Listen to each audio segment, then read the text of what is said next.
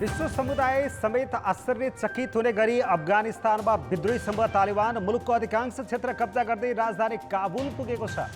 राष्ट्रपति अशरफ घानीले देशै छाडेका छन्।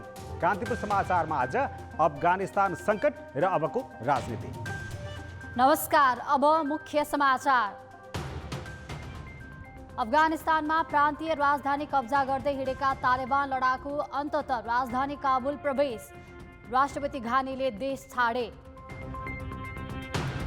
अफगानिस्तानमा रहेका 1500 नेपालीको उद्धारमा सहयोग गर्न अन्तर्राष्ट्रिय समुदायलाई सरकारको आग्रह। नेपाल स्थित सबै दूतावासलाई पत्राचार। आउँदो पुसमा राष्ट्रिय सम्मेलन गर्ने माओवादी केन्द्रीय समितिको निर्णय। जिल्ला तहमा कार्य समिति नरहने गरी विधान संशोधन गरिने। पार्टी सुदृढीकरणका लागि विशेष अभियान चलाउने। शेयर बजारमा कृतिमानी कारोबार। 21.5 अर्ब रुपैयाँ भन्दा बढीको शेयर किनबेच। परिसूचक भने 25 अङ्कले घट्यो। र त्रिपुरेश्वर स्थित पौडी पोखरी डम्पिङ साइटमा परिणत। 6 वर्ष अघि भूकम्पले भत्काएको पोखरीको पुनर्निर्माणमा कसैको ध्यान पुगेन।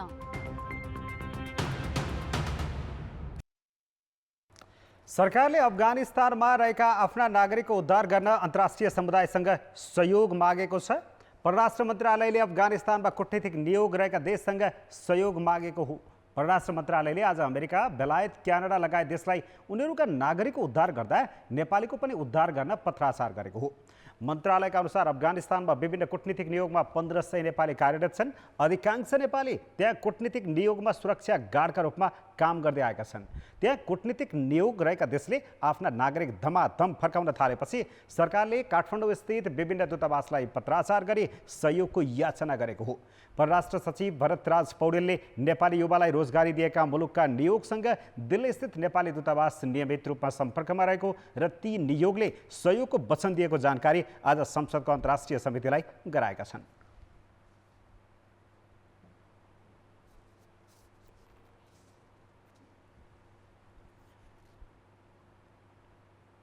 हाम्रो दूतावासले चाहिँ त्यहाँ भएका नियोगहरू सबैसँग सम्पर्कमा छ। दूतावास डेली सम्पर्कमा छ र हिजो आज अस्तिदेखि त घन्टा 2 घन्टामै सम्पर्कमा छ।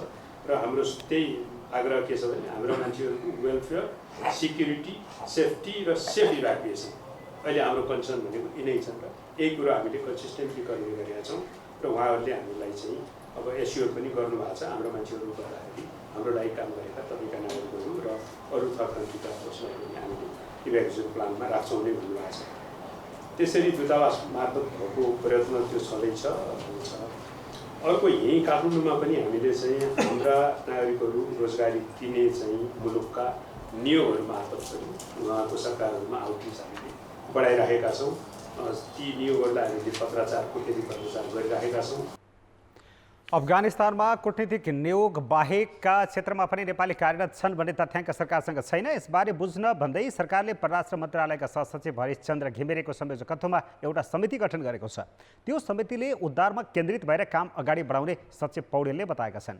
उनका अनुसार नेपाली युवा काबुल बाहिर रहेको जानकारी आएको छैन। संसदीय समितिले तत्काल उद्धार गर्न सरकारलाई निर्देशन दिएको छ।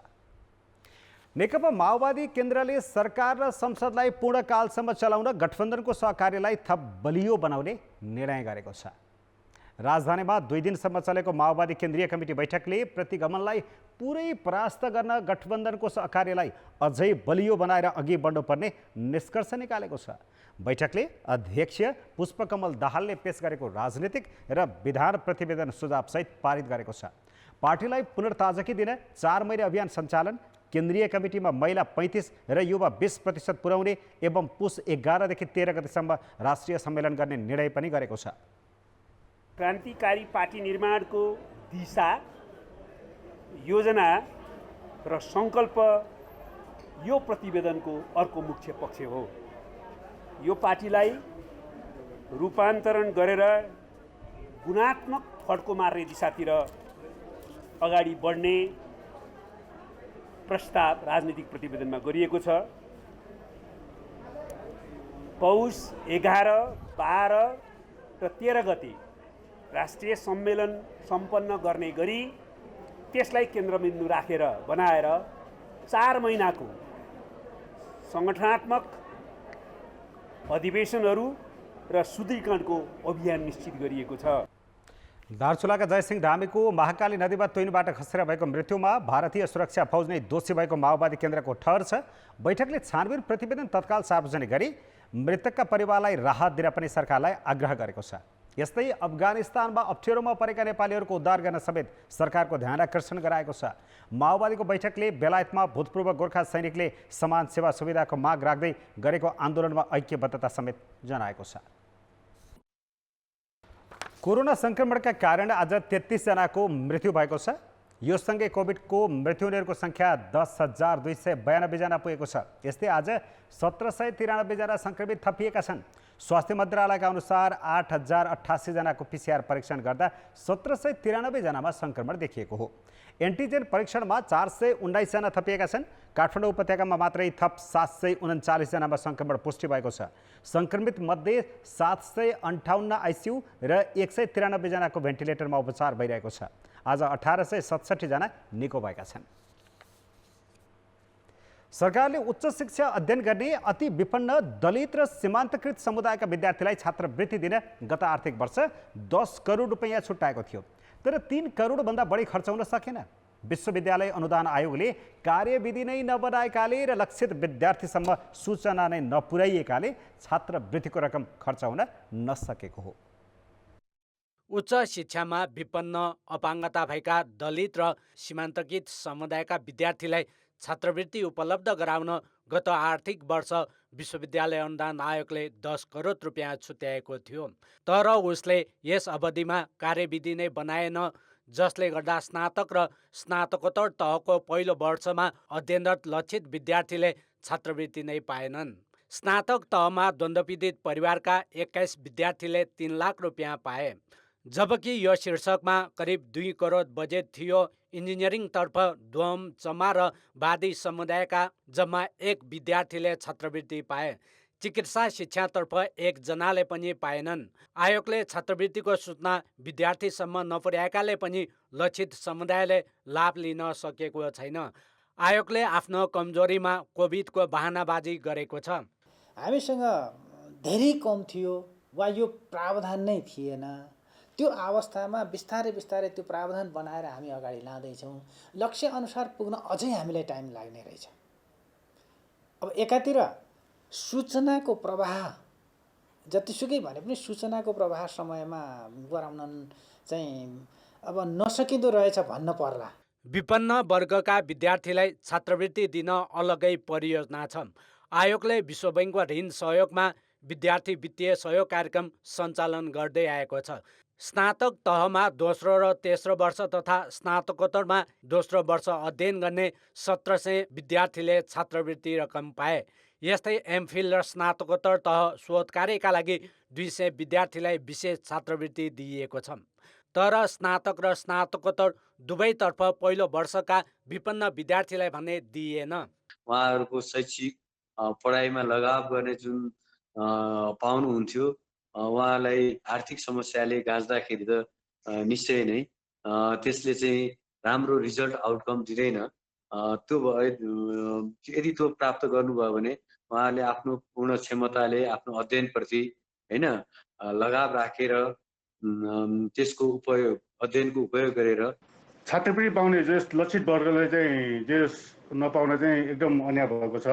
र तपाईको गरिबी जस क्याम्पसमा फिटिन समस्या हुन्छ, साथै घर खर्च चलाउनलाई पनि फिटिने कि यता तपाईको घर खर्च चलाउने जस्तो जस एकदम हेर्दा सानो जस्तो लाग्छ, तर यसमा चाहिँ ठुलो समस्या छ। यसमा उच्च शिक्षामा पहुँच वृद्धिका लागि छात्रवृत्तिको कार्यक्रम ल्याइएको हो, तर लक्षित विद्यार्थीले नै नपाउनुले वितरण प्रणालीमै खोट रहेको भन्ने प्रश्न हुन्छ। कान्तिपुर समाचारका लागि क्यामेरामा प्रवीण गेवालीका साथ नारायण किलम्बु, काठमाडौँ। जिल्लाकै विकट मानिएको पश्चिमी इलाम र दक्षिणी पाँचथरलाई लक्षित गरेर थुप्रै सडक निर्माण थालिएका छन्, तर समयमा काम हुन नसक्दा स्थानीयले लाभ लिन सकेका छैनन्।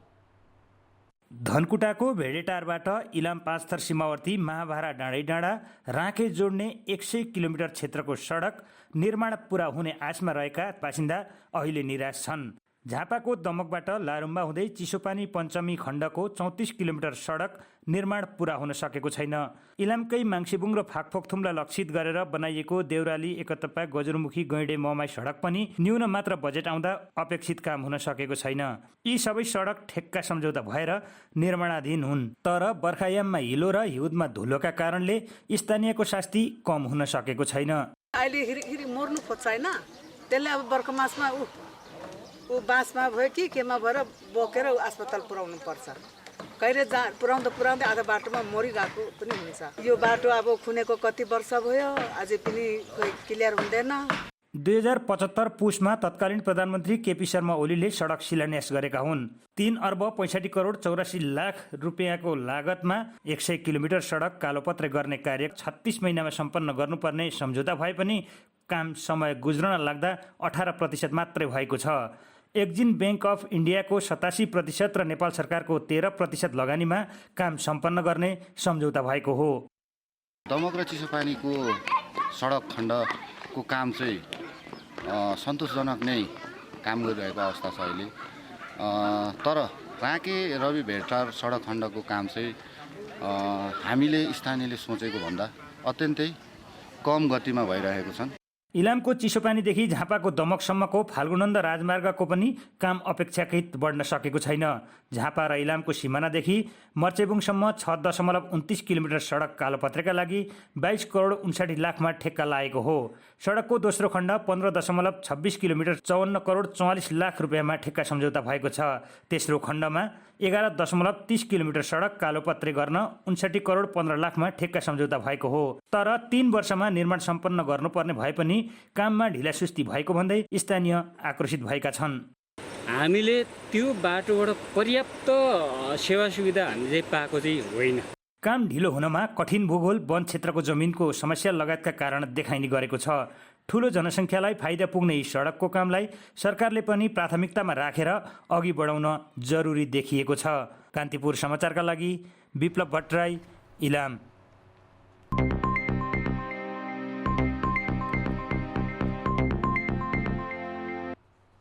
प्रधानमन्त्री शेरबहादुर देउवाले आर्थिक पुनरुत्थानका लागि सरकारले काम गरिरहेको बताएका छन्।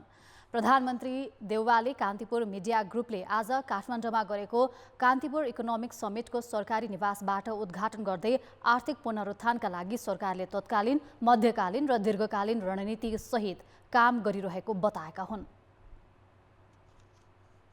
साना लगानीकर्ता तथा व्यवसायहरूलाई संरक्षण गर्ने, लघु तथा साना मझौला उद्योगहरूलाई विभिन्न लक्षित कार्यक्रमबाट उनीहरूकै समस्या सम्बोधन गर्ने, ठुला उद्योगहरूको उत्पादनको लागि माग सिर्जना गर्ने, अनौपचारिक क्षेत्रमा रोजगारी गरिरहेका व्यक्तिहरूले पनि वित्तीय संस्थाबाट सुलभ रूपमा ऋण पाउने स्थिति बनाउने, कृषि तथा कृषिजन्य उद्योगको संरक्षण गर्दै किसानको उत्पादन खेर नजाने स्थितिको सिर्जना गर्नेतर्फ सरकारले विशेष ध्यान दिनेछ।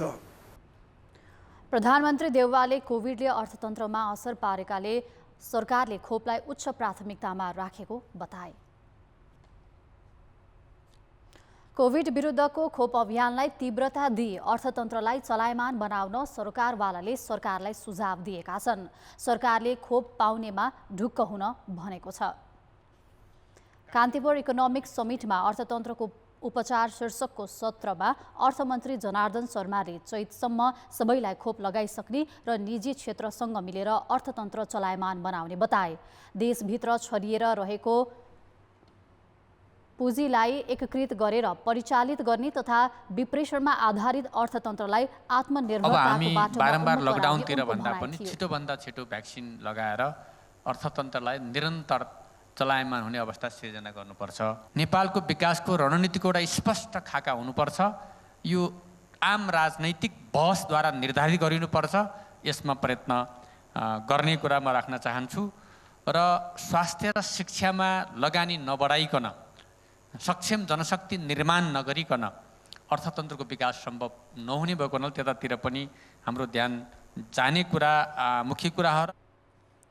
कार्यक्रममा नेपाली काङ्ग्रेसका नेता मिनेन्द्र रिजालले कृषिमा परनिर्भरता कम गर्ने गरी लगानी बढाउनु पर्नेमा जोड दिए। उत्पादनमूलक क्षेत्रमा लगानीका लागि सरकारले निजी क्षेत्रलाई विश्वासमा लिन सक्नुपर्ने उनको भनाइ छ।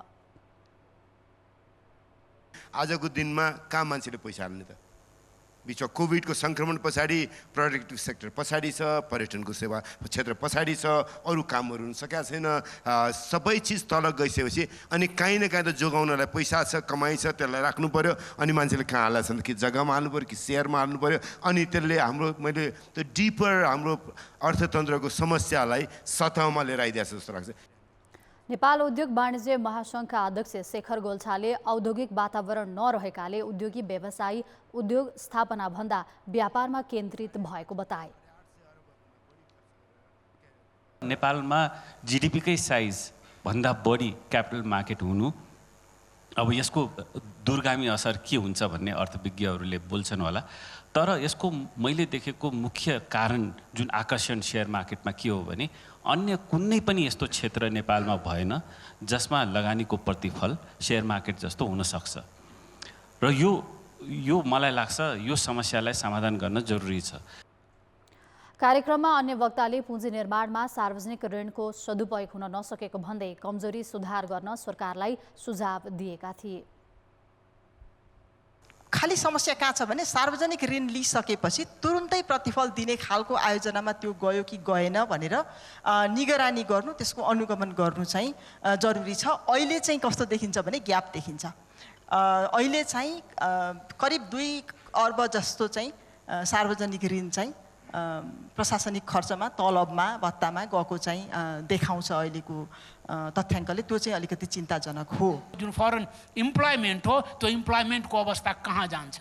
राष्ट्रमा इम्प्लोइमेन्टको अपर्च्युनिटी तबसम्म क्रिएट हुँदैन जबसम्म हामी यहाँ लगानीलाई प्रवर्धन गर्दैनौँ। प्रादेशिक सरकारको पनि दायित्व हो लगानी एट्र्याक्ट गर्न, सङ्घीय सरकारको। त्यसैले इन्भेस्टमेन्ट बढाउनुपर्छ, रोजगार सृजना गर्न सक्नु पर्दछ, तब मात्रै यो अर्थतन्त्रको जुन उपचार हो त्यो सम्भव हुन्छ। धन्यवाद।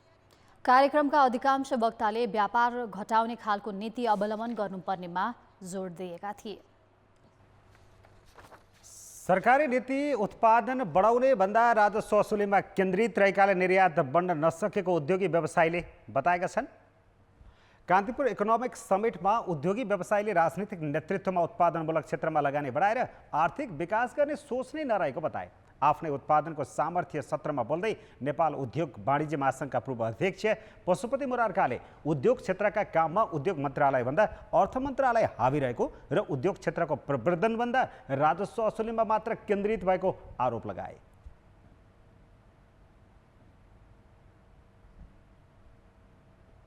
किनभने उद्योग मन्त्रालय भनेको नाम मात्रको मन्त्रालय हो।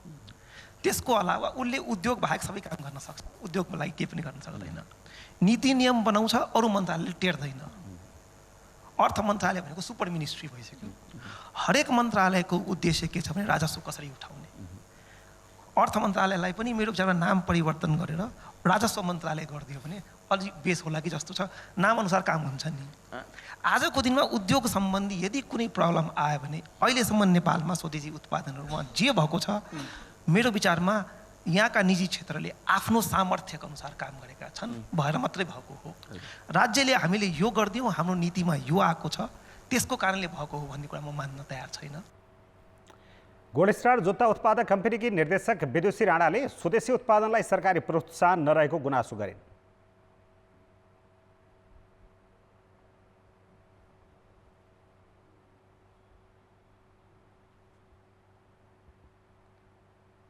जुत्ता चप्पल भनेको यो फुटवेयर इन्डस्ट्री चाहिँ धेरै ठुलो हुनसक्ने इन्डस्ट्री हो नेपालमा होइन। हामी मात्रै होइन, अघि तपाईँले तथ्याङ्क दिइहाल्नु भयो। सानोतिनो घर घरमा गर्ने हो भने चाहिँ 1500 जति नै हाम्रो चाहिँ फुटवेयर इन्डस्ट्रीहरू छ नेपालमा। त्यसले गर्दा फुटवेयर इन्डस्ट्री चाहिँ धेरै ठुलो हुनसक्ने जस्तो लाग्छ मलाई अहिले। हामीलाई चाहिँ अलिकति गभर्मेन्टबाट अरू सहयोग भयो भने, होस्टेलमा ऐसी भयो भने चाहिँ धेरै कुरा गर्न सकिन्छ जस्तो लाग्छ। जुन तपाईँले भन्नुभयो नि 7 करोड हामीले चाहिँ नेपालमै बनाउन सक्छौँ। जस्तो भनौँ न तपाईँको 2000-2500 3000सम्मको जुत्तामा त हामी आफै नै आत्मनिर्भर भइसकेका छौँ नेपालमै। तर त्यो हामीले आत्मनिर्भर भए तापनि हामीलाई चाहिँ सरकारबाट त्यस्तो किसिमको सपोर्ट भएको छैन, जसले गर्दा चाहिँ हामीले पुरै 7 करोड जनतालाई पुग्ने 3 करोड जनतालाई पुग्ने जुत्ता भनौँ न डबल एकजनाले दुईवटा मात्रै जुत्ता लाए पनि त्यो पुग्ने हामीले नेपालमै बनाउन सक्छौँ। पैसा कहाँ छ भन्ने सत्रमा गैर आवश्यक नेपाली सङ्घका पूर्व अध्यक्ष जीवा लामिछानेले नेपाल बाहिर रहेका नेपालीले ठूलो रकम बचत गरेर राखेकाले सरकारले त्यसलाई भित्राउन पहल कदमी लिनुपर्ने बताए।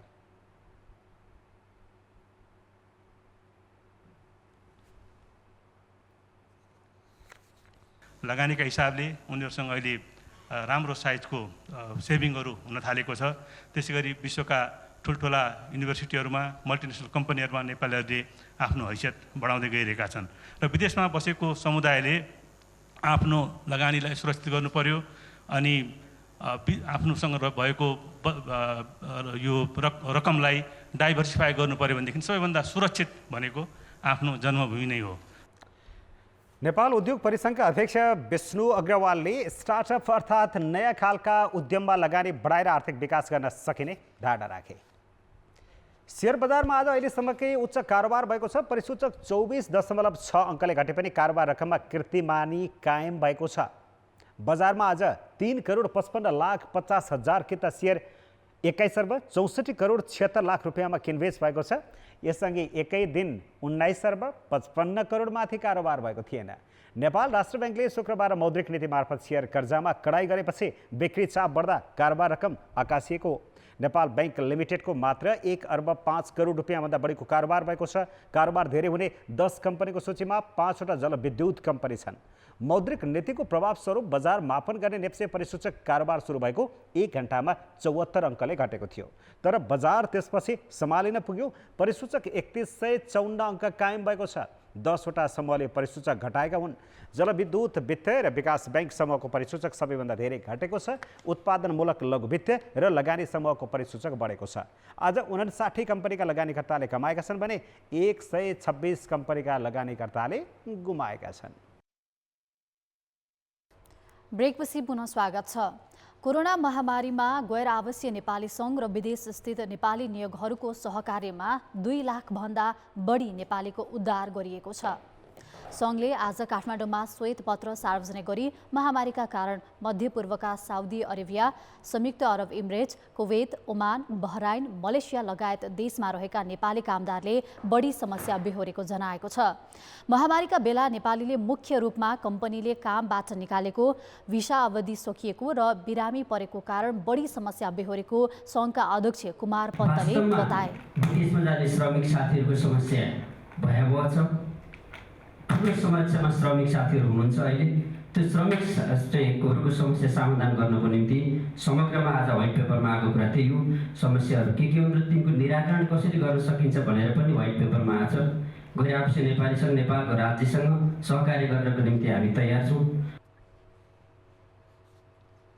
अब जनताको आवाज हामीले सल्यानमा सोधेका छौँ। कोरोना भाइरस सङ्क्रमणका कारण विद्यालय बन्द छन्। यस्तो अवस्थामा आफ्ना बालबालिकालाई कसरी पठन पाठन गराइरहनु भएको छ। जनताको आवाज। पठन पाठन त समस्या छ। अब अनलाइनबाट पढाउँदा कहिले नेट हुन्न, कहिले अब डाटाबाट गराउँदा पनि गाह्रो हुन्छ। त्यही टिभीमा हेरेर पढ्छन्। नत्र खासै अब त्यस्तो अहिले छैन। अब त्यस्तो सुविधाहरू स्कुल अब खुल्दैन, घरमा साँझ बिहान पढेछन्। अब अरूमा ठुलो मोबाइल छैनन्। अब के गर्ने समस्या धेरै छ। के गर्ने अब केटाकेटीको हामीसँग नेट मोबाइलको धेरै कमी छ। सरकारले त्यसको सम्बन्धमा हामीलाई हेरेको छैन। हामी धेरै दुखी छौँ। यता हाम्रा बच्चा बच्ची पीडित छन्, पढ्न पाएको छैनन्। बच्चाहरूको पढाइमा धेरै हामीलाई घाटा भइरहेको छ। सरकारले हामीलाई हेर्दैन। गरिब दुखीलाई जो धनी छ, जो राजनीति ठुल्ठुलाले ठुल्ठुलै हेर्छ, सानातिनालाई हेर्ने चलन छैन। हेर्नु गाउँघरमा अनलाइनको पहुँच पनि छैन। त्यसैले कहीँ यता कता कहीँ अनलाइनको सिस्टम भयो भने अब त्यसको खासै नेटवर्क त्यति काम गरे हुँदैन। त्यसले गर्दाखेरि बालबालिकाहरू असाध्यै मर्कामा परेका छन्। बालबालिका त अब स्कुल जाने हुन्न। त्यही घरमा आज 1 पेज राइटिङ लेख, भोलि 1 पेज राइट लेख, त्यति हो। अरू पढ्ने त सबै बिर्सिसके।